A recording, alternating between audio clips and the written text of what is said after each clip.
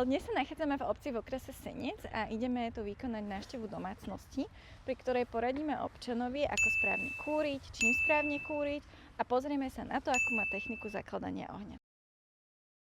Dobrý deň. Dobrý deň. Nech sa páči. Anuška, poď sem. Drevo mám uskladené v takejto šope. Nie je to bohviečo, ale má to strechu. A aké staré máte to drevo? Kedy ste ho kúpili?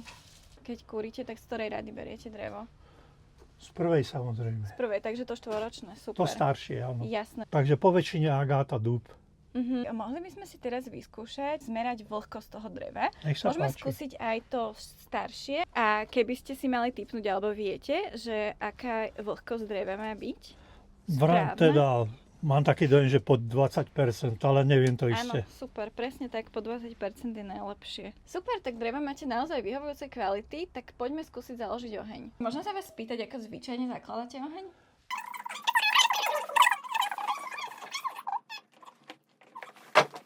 By ste povedali na to, keby som vám ukázala, že ako to robíme my? Nech sa páči, možno aj skúste. bez tých novín a uvidíme, že ako to bude. A few moments later. Naozaj máme vnútri zakúrené, ten oheň nám horí a z toho komína takmer nejde dym. No ono najčastejšie tie teplné úniky bývajú práve pri prahoch dverí, ale hlavne okolo tých rámov okien. Že tam nám to teplo skutočne uniká. Hej, to sú staré okná ešte pôvodnej stavby. My tu nie sme preto, aby sme tu hľadali nejaké chyby alebo niečo, nejak vás poučovali, ale práve preto, že aby sme vám ukázali, že čo sa dá ešte urobiť možno trochu lepšie alebo trochu inak, aby ste aj ušetrili peniaze, aby ste aj ušetrili teplo a aby aj to ovzdušie sme mali čistejšie. Tak ja vám ešte raz ďakujem za návštevu a teda všetko dobré. Dovidenia. Dovidenia. Chcete aj vy vedieť, ako správne rozkurovať? Prípadne máte problémy s tým, aké vlhké je vaše drevo?